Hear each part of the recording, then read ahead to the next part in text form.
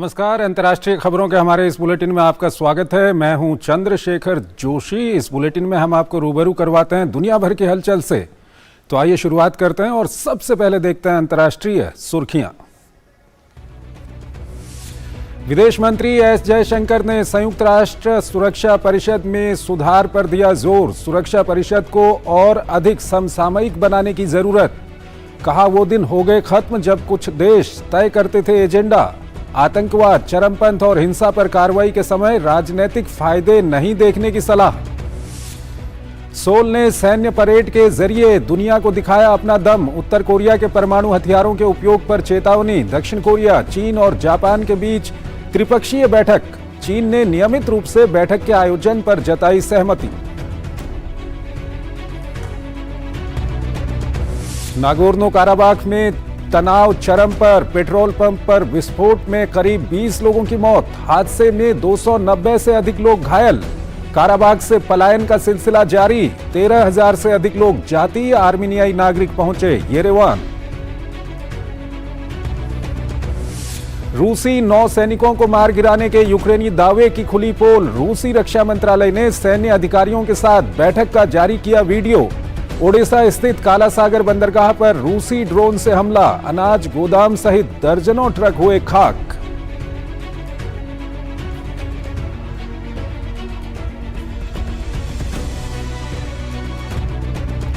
Nazi सैनिकों के सम्मान पर घिरी ट्रूडो सरकार। हाउस ऑफ कॉमन्स के स्पीकर ने मांगी माफी। स्पीकर एंथनी रोटा ने 98 वर्षीय यारोस्लाव हुंका को यूक्रेनी नायक के रूप में दी थी मान्यता।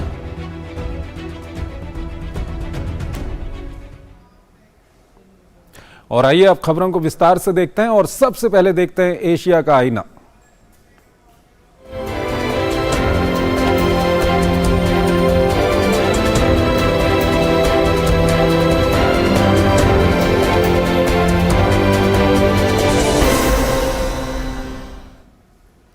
भारत के विदेश मंत्री एस जयशंकर ने न्यूयॉर्क में संयुक्त राष्ट्र महासभा को संबोधित करते हुए कहा कि कुछ देशों द्वारा एजेंडा तय करने का समय अब खत्म हो गया है। उन्होंने कहा कि सियासी सहूलियत के हिसाब से आतंकवाद, चरमपंथ और हिंसा पर एक्शन नहीं लेना चाहिए। विदेश मंत्री एस जयशंकर ने संयुक्त राष्ट्र सुरक्षा परिषद को समसामयिक बनाने पर भी जोर दिया। विदेश मंत्री डॉक्टर एस जयशंकर ने मंगलवार को संयुक्त राष्ट्र महासभा को संबोधित करते हुए कहा कि एक पृथ्वी, एक परिवार, एक भविष्य का भारत का दृष्टिकोण महज कुछ देशों के संकीर्ण हितों पर नहीं बल्कि कई राष्ट्रों की प्रमुख चिंताओं पर ध्यान केंद्रित करने का प्रयास करता है। उन्होंने कहा कि वो दिन बीत गए जब कुछ राष्ट्र एजेंडा तय करते थे और उम्मीद करते थे कि दूसरे भी उनकी बातें मान लें। उन्होंने कहा कि कुछ राष्ट्र सियासी सहूलियत के हिसाब से आतंकवाद, चरमपंथ और हिंसा पर एक्शन नहीं लेना चाहते। विदेश मंत्री ने कहा कि जब पूर्व पश्चिम ध्रुवीकरण इतना तीव्र है और उत्तर दक्षिण विभाजन इतना गहरा है, नई दिल्ली शिखर सम्मेलन भी इस बात की पुष्टि करता है कि कूटनीति और संवाद ही एकमात्र प्रभावी समाधान है। The days when a few nations set the agenda and expected others to fall in line are over. As the United Nations itself symbolizes, finding common ground is an imperative. To listen to others and to respect their viewpoints, this is not weakness, it is the basics of cooperation. Only then can collective efforts on global issues be successful. UNGA में विदेश मंत्री S Jaishankar ने कहा है कि भारत की पहल की वजह से G20 में अफ्रीकन यूनियन को स्थायी सदस्यता मिली है। ऐसा करके हमने पूरे महाद्वीप को एक आवाज दी जिसका काफी समय से हक रहा है। With a sense of exceptional responsibility that India took up the presidency of the G20. Our vision of one earth, one family, one future sought to focus on the key concerns of the many, not just the narrow interests of a few. In the words of Prime Minister Narendra Modi, it was to bridge divides, dismantle barriers, and sow seeds of collaboration that nourish a world where unity prevails over discord and where shared destiny eclipses isolation.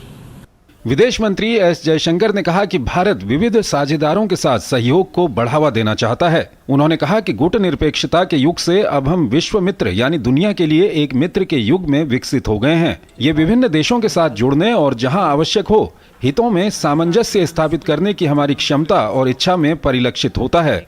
Bureau report, DD news.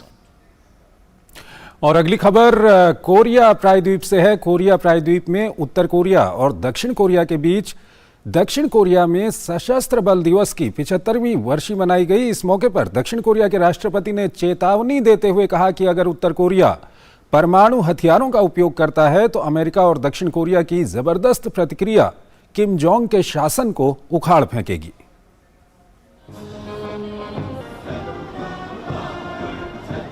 बारिश के बीच सड़कों पर सैन्य टुकड़ियों का कदमताल, टैंकों का काफिला, अत्याधुनिक हथियारों के जरिए शक्ति प्रदर्शन।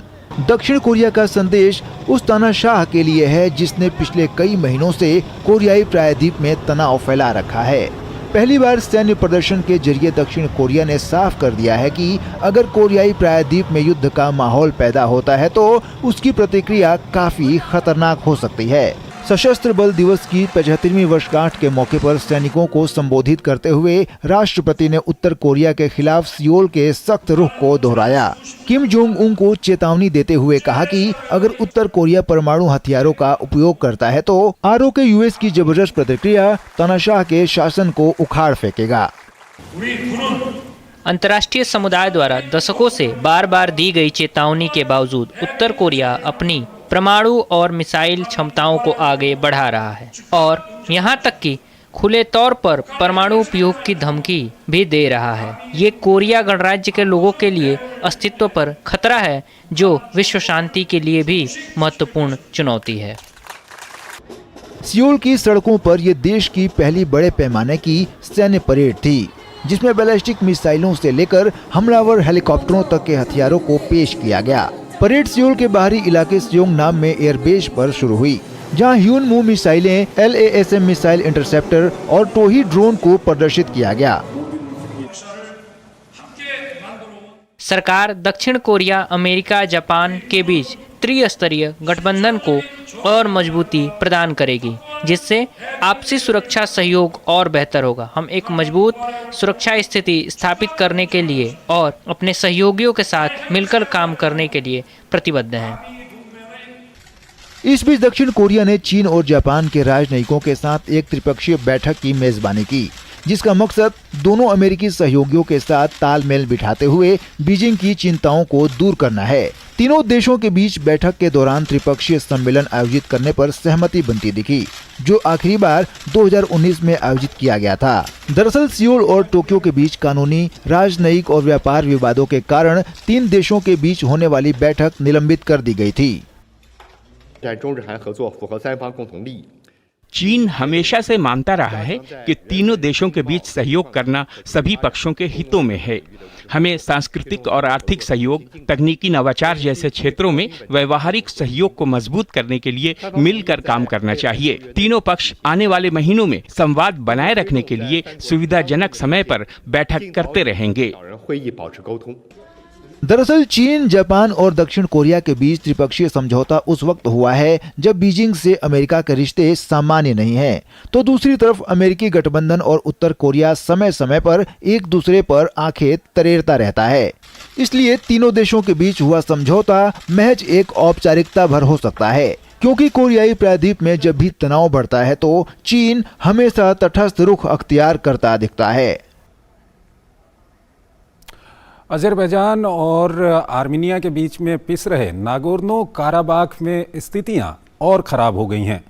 अजरबैजान के नेतृत्व वाले नागोर्नो काराबाख से आर्मीनियाई मूल के लोगों का पलायन जारी है। इस बीच अमेरिका ने अजरबैजान से नागरिकों की रक्षा करने और मानवीय सहायता देने का आह्वान किया है। अजरबैजान के नियंत्रण वाले नागोर्नो काराबाख क्षेत्र से जातीय आर्मेनियाई लोगों का बड़ी संख्या में पलायन जारी है। आर्मेनियाई परिवार नागोर्नो काराबाख में घरों से भागने पर मजबूर हैं। अजरबैजान की सेना द्वारा नागोर्नो काराबाख क्षेत्र पर पूर्ण नियंत्रण स्थापित करने के बाद हजारों आर्मेनियाई लोग वहां से पलायन कर रहे हैं। अजरबैजान ने क्षेत्र में मूल अर्मेनियाई लोगों के अधिकारों का सम्मान करने की प्रतिबद्धता जताई है और 10 महीने की नाकाबंदी के बाद आपूर्ति बहाल करने का वादा किया है। लेकिन कई स्थानीय निवासियों को डर है कि उन्हें प्रतिशोध का सामना करना पड़ सकता है। ऐसे लोग अर्मेनिया से बाहर जाने की तैयारी कर रहे हैं। 1.20 लाख जातीय अर्मेनियाई लोगों में से कम 13,550 अर्मेनियाई लोग पलायन के पहले दिन अर्मेनिया पहुंच चुके हैं। ये बहुत मुश्किल स्थिति है। हमारे बच्चे भूखे हैं और वह रो रहे हैं। मेरी बेटी को बहुत तेज बुखार था। हमने उसे कुछ दवाई दी है। हम डरे हुए हैं। सही मायने में हमें जीवित रहने के लिए वहाँ से भागना पड़ा है। अमेरिका ने अजरबैजान से नागरिकों की रक्षा करने और मानवीय सहायता देने का आह्वान किया है। इस बीच अमेरिकी अंतर्राष्ट्रीय विकास एजेंसी के प्रमुख सामंथा पावर ने सोमवार को अर्मेनियाई प्रधानमंत्री निकोल पश्चिन्यान को अमेरिकी राष्ट्रपति जो बाइडेन का समर्थन पत्र सौंपा है। मीडिया से बात करते हुए सामंथा पावर ने कहा कि अजरबैजान का बल प्रयोग अस्वीकार्य है। सबसे महत्वपूर्ण है कि सबसे पहले हम अजरबैजान से युद्ध विराम बनाए रखने और नागोर्नो कराबाख में नागरिकों के अधिकारों की रक्षा के लिए ठोस कदम उठाने का आह्वान कर रहे हैं। राष्ट्रपति अलीयेव ने जातीय अर्मेनियाई लोगों के अधिकारों की रक्षा करने का वादा किया है। अजरबैजान को उस वादे पर खरा उतरना चाहिए। अमेरिकी अंतर्राष्ट्रीय विकास एजेंसी के प्रमुख सामंथा पावर ने अर्मेनिया को अमेरिका द्वारा 11.5 मिलियन डॉलर की मानवीय सहायता देने की घोषणा भी की है। साथ ही उन्होंने कहा कि सहायता संगठनों को काराबाख में उन लोगों तक पहुंच प्रदान की जाए जिन्हें अभी भी सख्त जरूरत है। नागोर्नो काराबाख के लोगों की ज़रूरतों को देखते हुए आज मैं घोषणा कर रही हूं कि अमेरिका 11.5 मिलियन डॉलर की मानवीय सहायता प्रदान करेगा। हम जानते हैं कि नागोर्नो कराबाख में घायल नागरिक हैं जिन्हें निकालने की आवश्यकता है। निकासी की सुविधा अजरबैजान सरकार द्वारा की जाए। अजरबैजान की सेना ने पिछले हफ्ते 24 घंटे के अभियान में अर्मेनियाई सेना को हरा दिया। इसके बाद अलगाववादी नेता हथियार डालने के लिए मजबूर हो गए। वे नागोर्नो कराबाख के अजरबैजान के साथ पुनः एकीकरण को लेकर बातचीत शुरू करने के लिए भी सहमत हो गए हैं। पूर्व सोवियत संघ का हिस्सा रह चुके अर्मेनिया और अजरबैजान नागोर्नो कराबाख के इलाकों को लेकर 1980 के दशक में और 1990 के दशक के शुरुआती दौर में संघर्ष कर चुके हैं। नागोर्नो कराबाख का पहाड़ी इलाका है जिसे अजरबैजान अपना कहता है। हालांकि 1994 में खत्म हुई लड़ाई के बाद इस इलाके पर अर्मेनिया का कब्जा है। कराबाख में बिगड़ते हालात पर संयुक्त राष्ट्र महासभा जैसे अंतर्राष्ट्रीय मंचों पर भी बहस जारी है। लेकिन कराबाख में रहने वाले करीब 1,20,000 जातीय अर्मेनियाई लोगों के लिए इस संघर्ष के बीच जीवन बेहद मुश्किल हो गया है। और इस सब के बीच अजरबैजान में नागोर्नो काराबाख के एक पेट्रोल स्टेशन पर विस्फोट में करीब 20 लोगों की मौत हो गई है। हादसे में 200 से अधिक लोगों के घायल होने की खबर है। हादसे में घायल कई लोगों की स्थिति गंभीर बनी हुई है। हालांकि विस्फोट किस कारण से हुआ इसकी जानकारी नहीं मिल पाई है। पेट्रोल स्टेशन पर विस्फोट उस समय हुआ जब लोग अपनी कारों में ईंधन भरने के लिए गैस स्टेशन पर लाइन में खड़े हुए थे। विस्फोट में घायल हुए लोगों में से कुछ का इलाज नागोर्नो काराबाख में रूसी शांति सैनिकों की टुकड़ी वाले बेस पर एक चिकित्सा सुविधा में किया जा रहा है।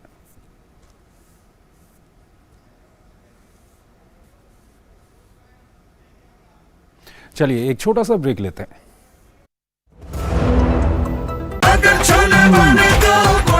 गोल्डी छोले मसाले, जहाँ जाए रिश्ते बनाए, जहाँ जाए रिश्ते बनाए, गोल्डी मसाले। बहुत हार्ड वर्क करते हो, मेरी तरह स्मार्ट वर्क करो। क्यों? लॉटरी लगी है? लॉटरी समझो, शेयर मार्केट की एक मस्त स्कीम में इन्वेस्ट कर रहा हूँ। गारंटीड हाई रिटर्न्स आएंगे। आपके गारंटीड हाई रिटर्न्स कोई करण अर्जुन नहीं है जो जरूर आएंगे। मतलब? बाबा, शेयर मार्केट में जोखिम होता है। कोई भी गारंटीड हाई रिटर्न्स का वादा नहीं कर सकता। ये गैर कानूनी है। अच्छा? हाँ। समझ कर इन्वेस्ट कर। चाची, कल्याण भव, सुखी भव और सबसे जरूरी आशीर्वाद आयुष्मान भव। वो तो मोदी सरकार सबको दे रही है। देश के धनी आदमी जिस प्रकार से आरोग्य की सेवा प्राप्त कर सकते हैं, अब मेरे देश के गरीब को भी वही सेवाएं उपलब्ध होनी चाहिए। शुरू हो रहा है आयुष्मान भव अभियान 17 सितंबर से आयुष्मान आपके द्वार का तीसरा चरण। मोबाइल से ही बन जाएगा आयुष्मान कार्ड। आयुष्मान मेला आयोजन, जहां कई बीमारियों की होगी मुफ्त जांच और इलाज। अंगदान शपथ पंजीकरण, जिससे हमारे बाद भी किसी और को मिले जीवन। रक्तदान शिविर और आयुष्मान सभा का आयोजन। इन सुविधाओं का लाभ उठाने नजदीकी आयुष्मान हेल्थ और वेलनेस सेंटर पर जाएं। अब होगा जन जन आयुष्मान। स्वागत है आपका ब्रेक के बाद। चलिए अब आपको लिए चलते हैं यूरोप की ओर।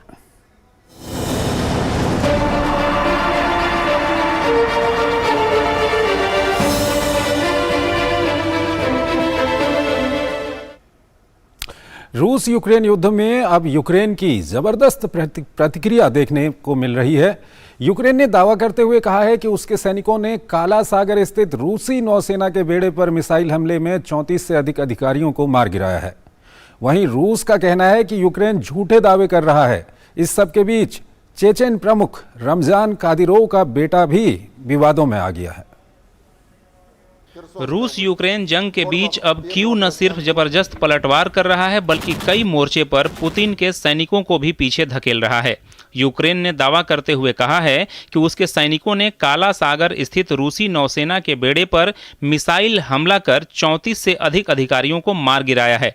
यूक्रेन के इस दावे के मुताबिक हमले में कमांडर एडमिरल विक्टर सोकोलोव और अन्य सैनिकों की मौत हो गई है। यूक्रेन की तरफ से बताया गया कि यह एक मिसाइल हमला था जो सेवस्टोपोल के क्रीमिया बंदरगाह पर हुआ था। इस बीच यूक्रेन के दावों की पोल खोलते हुए रूसी रक्षा मंत्रालय ने एक वीडियो जारी किया, जिसमें नौसेना के कई वरिष्ठ अधिकारियों को शामिल होते दिखाया गया। वीडियो में कमांडर एडमिरल विक्टर सोकोलोव को भी देखा गया, जिसे यूक्रेन ने मिसाइल हमले में मारे जाने का दावा किया था। कमांडर की बैठक को संबोधित करते हुए रूसी रक्षा मंत्री सर्गई शोइगु ने पश्चिमी देशों को आड़े हाथे लिया। यूक्रेन के पलटवार पर उन्होंने कहा कि कीव नौसिखिए की तरह अपने हमले को अंजाम दे रहा है। अमेरिका और उनके सहयोगी यूक्रेन के सशस्त्र बलों को हथियार प्रदान करना जारी रखा है, जबकि कीव शासन अप्रशिक्षित सैनिकों को ऐसे हथियार देकर सिर्फ मरने के लिए छोड़ दिया है। पश्चिम और कीव में उनके सहयोगियों द्वारा इस तरह की निंदनीय कार्रवाइयां केवल यूक्रेन को आत्मविनाश की ओर धकेल रहा है। उधर ओडेसा स्थित काला सागर क्षेत्र लगातार रूसी ड्रोन हमले की भेंट चढ़ रहा है।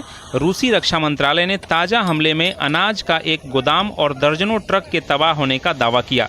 हमले की तीव्रता अधिक होने की वजह से रोमानिया और यूक्रेन के बीच नौका सेवा को निलंबित कर दिया गया। यूक्रेन के मुताबिक ओडेसा तट पर रूसी सैनिकों द्वारा भेजे गए 38 में से 26 ड्रोन को उसके सैनिकों ने मार गिराया।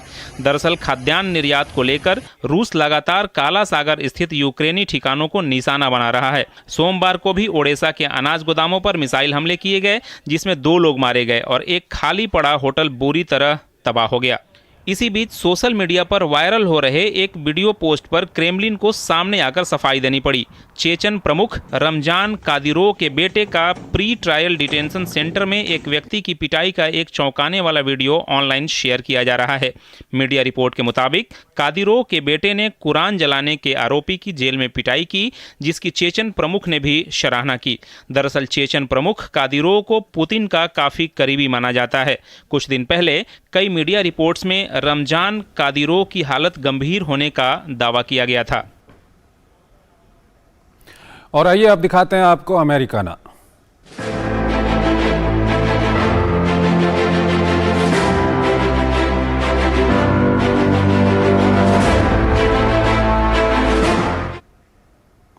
दुनिया में जलवायु परिवर्तन का गंभीर असर देखा जा रहा है। मध्य अमेरिकी देश ग्वाटेमाला में एक बड़ा हादसा हो गया। यहाँ ग्वाटेमाला सिटी में नदी का बांध टूटने से बाढ़ के कारण 6 लोगों की मौत हो गई और 13 लोग लापता हो गए। और वहीं वेस्टर्न केप के दक्षिण अफ्रीकी प्रांत में और अमेरिका के दक्षिण डकोटा के कुछ हिस्सों में बाढ़ की स्थिति है, तो वहीं इटली में जंगल की आग से 2 लोगों की मौत हो गई। मध्य अमेरिकी देश ग्वाटेमाला की राजधानी में भारी बारिश के कारण एक नदी का बांध टूट गया। इस हादसे में 6 लोगों की मौत हो गई, जबकि 13 लोग लापता हो गए। ग्वाटेमाला सिटी से होकर जाने वाली लॉस वकास नदी में भारी बारिश के कारण शहर के दक्षिण में 3 किलोमीटर तक बाढ़ आ गई। जिसके कारण 6 लोग बह गए। इस हादसे के बाद अभी भी कई और शवों के मिलने की आशंका है। मरने वालों में एक लड़की और 5 वयस्क शामिल हैं। इस हादसे पर राष्ट्रपति अलेक्जेंड्रा जियामाटेई ने दुख व्यक्त किया है। नदी में बाढ़ के कारण हुई त्रासदी को देखते हुए मैं प्रभावित परिवारों के प्रति अपनी गहरी चिंता और एकजुटता व्यक्त करता हूं। हादसे में कई लोगों की मौत हुई है, साथ ही कई लोग लापता हैं। बाढ़ के कारण कई घरों को नुकसान भी हुआ है। इससे पहले रविवार को भारी बारिश के कारण बाढ़ आने से ग्वाटेमाला में कम से कम 29 लोगों की मौत हो गई थी। हमें पहले ही सतर्क कर दिया गया था। हमें एल नरांजो पुल के नीचे डियोस ईएसफिल की बस्ती में इस त्रासदी की चेतावनी मिली, जहां बाढ़ के कारण हुए भूस्खलन में कम से कम 8 घर बह गए। वहीं वेस्टर्न केप के दक्षिण अफ्रीकी प्रांत में तूफान के कारण हुई भारी बारिश से पूरे प्रांत में बाढ़ आ गई। बिजली कटौती और सड़क बंद होने की भी सूचना मिली। आपदा प्रबंधन टीमों के मुताबिक बाढ़ में 3 लोग लापता हो गए हैं। हालांकि दक्षिण अफ्रीकी प्रांत में आए विनाशकारी तूफान के बाद लापता लोगों के मारे जाने की आशंका काफी बढ़ गई है। सरकार ने तूफान को आपदा की श्रेणी में रखा है। सरकार का कहना है कि तूफान के थमने के बाद ही नुकसान का पूरी तरह से आकलन हो पाएगा। इस बीच दक्षिण अफ्रीकी मौसम सेवाओं द्वारा इलाके में ऑरेंज लेवल 9 की चेतावनी जारी की गई है, जिसके तहत इलाके में बाढ़ का खतरा अभी नहीं टला है। तूफान ओफेलिया अटलांटिक तट से टकराने के बाद पूरे इलाके में मूसलाधार बारिश के कारण बाढ़ आ गई। तूफान ओफेलिया के कारण अमेरिका के दक्षिण डकोटा के कुछ हिस्सों में बाढ़ की स्थिति बनी हुई है। सबसे बुरी तरह प्रभावित क्षेत्रों में से एक वॉशिंगटन और उत्तरी कैरोलिना है। पामलिको नदी के किनारे बसे शहर के कुछ हिस्सों में वाहन आंशिक रूप से पानी में डूब गए हैं। तूफान, भारी बारिश और बाढ़ के कारण कुछ क्षेत्र से संपर्क टूट गया है। बचाव दल किसी भी तरह के खतरे से लोगों को बचाने के लिए पूरी तरह तैयार है। मध्य अटलांटिक में न्यूयॉर्क से दक्षिण कैरोलिना तक लगभग 80 लाख लोग तूफान, तेज हवा और बाढ़ की चेतावनी के साए में जी रहे हैं। वहीं इटली के उत्तरी सिसिली के बड़े हिस्से में लगी जंगल की आग पर काबू पाने की कोशिशें जारी हैं। जंगल की आग लगने से 2 लोगों की मौत हो गई और सैकड़ों लोगों को निकाला गया। जंगल की आग ने इस बार दक्षिणी इटली द्वीप को रिकॉर्ड नुकसान पहुंचाया है। मई के अंत और अगस्त के बीच एक लंबी और शुष्क लू ने इटली के अधिकांश हिस्से को अपनी चपेट में ले लिया। तब से मौसम ठंडा हो गया है, लेकिन बेमौसम हल्की बारिश के कारण जंगल की आग का खतरा अब भी बना हुआ है। इस साल जंगल की आग ने सिसिली में 600 वर्ग किलोमीटर से अधिक भूमि को नष्ट कर दिया है, जो 2022 की तुलना में अधिक है। कनाडा के जंगल की आग में 64,000 मील से अधिक भूमि पहले ही जल चुकी है। आग की 6400 से अधिक घटनाओं ने कई मिलियन हेक्टेयर वन क्षेत्र को झुलसा दिया है, जो ऐतिहासिक मानदंडों से कहीं अधिक है। कनाडा के अधिकांश क्षेत्र को कवर करने वाले देवदार, स्प्रूस और लॉर्च वन के विशाल क्षेत्र पीढ़ियों से बेशकीमती रहे हैं, लेकिन इस साल की गर्मी कनाडा के जंगलों के लिए असाधारण रूप से विनाशकारी रही। जंगलों में आग लगना असामान्य नहीं है, लेकिन हैरान करने वाली बात यह है कि अब जंगलों में आग लगने की घटनाएं तब हो रही हैं जब पहले नहीं हुआ करती थी। सोचने बैठे तो समझ आएगा कि इसका सीधा संबंध बदलते मौसम यानी जलवायु परिवर्तन से है। अमेरिकी अंतरिक्ष एजेंसी नासा अंतरिक्ष से एक उल्कापिंड का हिस्सा धरती पर लेकर आई है। इस उल्कापिंड की 159 साल बाद धरती से टकराने की आशंका है। 7 सालों की कड़ी मेहनत के बाद उल्कापिंड का यह हिस्सा धरती पर आ पाया है। इसके अध्ययन से अंतरिक्ष के कई रहस्यों से पर्दा उठने की उम्मीद है। दुनिया को बचाने के लिए हर दिन वैज्ञानिक नए नए प्रयोग कर रहे हैं। इसी प्रयोग के सिलसिले में नासा ने अंतरिक्ष के उस हिस्से से नमूना लिया जिसे करना लगभग असंभव था। अमेरिका के यूटा में मौजूद ग्रेट सॉल्ट लेक रेगिस्तान में अंतरिक्ष से कैप्सूल को लाने में सफलता हाथ लगी है, जिसमें उस उल्का पिंड की मिट्टी का सैंपल है जो 159 साल बाद धरती से टकरा सकता है। बेनू नाम के इस उल्का पिंड ने रोबोटिक स्पेसक्राफ्ट के जरिए 643 करोड़ किलोमीटर की यात्रा करके धरती पर कदम रखा है। 6 साल लंबे इस मिशन को नासा ने एरिजोना विश्वविद्यालय के साथ मिलकर पूरा किया। 7 साल की कड़ी मशक्कत के बाद बेणु को धरती पर लाया जा सका। बेन्नू बहुत ही विशेष प्रकार का शुद्ध ग्रह है जिसे कार्बोनीशियस शुद्ध ग्रह कहा जाता है। हमें उम्मीद है कि यह पूरी तरह से इन कार्बन युक्त सामग्रियों कार्बनिक पदार्थों से ढका होगा जो बिल्डिंग ब्लॉक्स के रूप में काफी महत्वपूर्ण है। जीवन के अध्ययन के लिए इसे हमने इस कारण से चुना था क्योंकि यह पृथ्वी के काफी करीब स्थित शुद्ध ग्रह था जहां हम आसानी से पहुंच सकते थे। When we collected the sample, we very quickly touched the surface. Great salt lake के रेगिस्तान में उतर चुके कैप्सूल से अंतरिक्ष से लाए गए नमूने की बारीकी से जांच की जाएगी, जिसके बाद सौरमंडल के रहस्य से पर्दा उठने की संभावना है। नासा द्वारा अंतरिक्ष में किए जाने वाला इस प्रकार का यह पहला प्रयोग है। हम नासा के पहले क्षुद्र ग्रह नमूने की वापसी का जश्न मनाने के लिए हमारे साथ आने वाले सभी लोगों की सराहना करते हैं। यह अविश्वसनीय रहा है। हम जानते हैं कि वे अविश्वसनीय रूप से मूल्यवान संपत्ति है और इसलिए हमें आमतौर पर संपत्ति की रक्षा के लिए एक अपवाद मिलता है जो कि वे हैं, और इसलिए एपेक्स सामान्य रूप से संचालन जारी रखेगा। नासा जापानी स्पेस एजेंसी के 2010 और 2020 के मिशन के बाद ऐसा करने वाला तीसरा मिशन बना है। मिशन प्रमुख के मुताबिक उल्कापिंड के विश्लेषण से मिट्टी में छिपे राज खुलेंगे जो मानव सभ्यता के लिए अहम साबित हो सकता है। मुझे यकीन है कि अंतरिक्ष से आए नमूने से आश्चर्यजनक जानकारी मिलने वाली है। हमें इसके बाद भविष्य में धरती पर होने वाली घटना की विस्तृत जानकारी मिलने में कामयाबी हासिल होने वाली है। दरअसल बेनू उस उल्कापिंड से 20 गुना कम चौड़ा है जिसने डायनासोर प्रजातियों को धरती से खत्म कर दिया था। वैज्ञानिकों के मुताबिक अगर भविष्य में ये उल्कापिंड पृथ्वी या फिर समुद्र में गिरे तो भारी तबाही मच सकती है, यानी इसकी वजह से पूरी दुनिया से कई जीवों की आबादी के खत्म होने का खतरा बढ़ सकता है। अनुमान के मुताबिक इसकी टक्कर परमाणु हथियार से भी ज्यादा खतरनाक हो सकता है।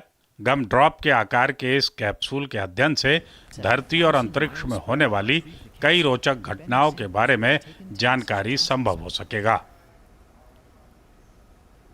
और आइए अब आपको दिखाते हैं विश्व संस्कृति।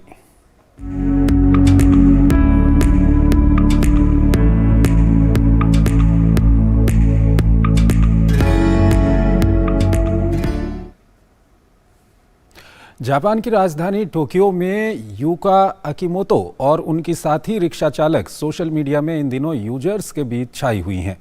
22 वर्षीय यूका अकीमोतो रिक्शा चलाती हैं। चाहे मौसम कोई भी हो, यूका अकीमोतो और उनके साथी रिक्शा चालक एक दिन में औसतन 12 मील खुद से रिक्शा खींचते हैं। यूका अकीमोतो उन चुनिंदा महिलाओं में से एक हैं जिन्होंने जापान के टोक्यो में रिक्शा चलाना चुना है, जो सोशल मीडिया के माध्यम से इस ओर आकर्षित हुई। महामारी के कारण टोक्यो डिज्नीलैंड में नौकरी शुरू करने की उनकी योजना विफल होने के बाद अकीमोतो टोक्यो रिक्शा में शामिल हुई। यूका अकीमोतो कहती हैं कि शुरुआत में ये बेहद कठिन था, लेकिन अब यह काम उन्हें मज़ेदार लगने लगा है। मैं 2.5 साल से रिक्शा चालक हूँ। लोग आमतौर पर सोचते हैं कि रिक्शा चलाना पुरुषों का काम है, लेकिन मुझे लगता है कि यह एक अद्भुत काम है जिसमें महिलाएं भी चमक सकती हैं। मैं हर दिन इसी तरह मुस्कुराते हुए काम करती हूँ। यह सचमुच में मज़ेदार काम है। मुझे खेलों का कोई अनुभव नहीं है, इसलिए रिक्शा चलाना मेरे लिए शुरुआत में बेहद मुश्किल था। यूका अकीमोतो और उनके साथी रिक्शा चालक एक दिन में औसतन 12.4 मील चलते हैं या दौड़ते हैं, चाहे मौसम कोई भी हो। महिलाएं अपनी लोकप्रियता बनाने के लिए सोशल मीडिया का उपयोग करती हैं। टोक्यो रिक्शा के अध्यक्ष रयुता निशियो का कहना है कि वह महिलाओं को काम पर रखना चाहते हैं। ऐसा माहौल बनाना है जहां महिला ग्राहकों के लिए सवारी करना आसान हो, जहां महिलाएं काम करने और सक्रिय भूमिका निभाने में सहज महसूस करें। अब हमारे पास लगभग 25 महिला ड्राइवर हैं और हमें इस संख्या को और भी बढ़ाने की ज़रूरत है। वर्तमान में हमारे पास 90 ड्राइवर हैं, इसलिए महिलाओं की संख्या आधे से भी कम है। आगे बढ़ते हुए मैं एक ऐसी जगह बनाना चाहता हूं जहां महिलाएं काम करने और सक्रिय भूमिका निभाने में सहज महसूस करें। शारीरिक दृढ़ता के अलावा एक रिक्शा चालक को टोक्यो का व्यापक ज्ञान होना चाहिए, आकर्षक और स्पष्टवादी होना चाहिए और व्यस्त सड़कों पर सुरक्षित रूप से चलना आना चाहिए। Bureau report, DD news. तो अंतर्राष्ट्रीय खबरों के हमारे इस बुलेटिन में आज इतना ही। आप हमारी पूरी टीम को इजाज़त दीजिए। नमस्कार।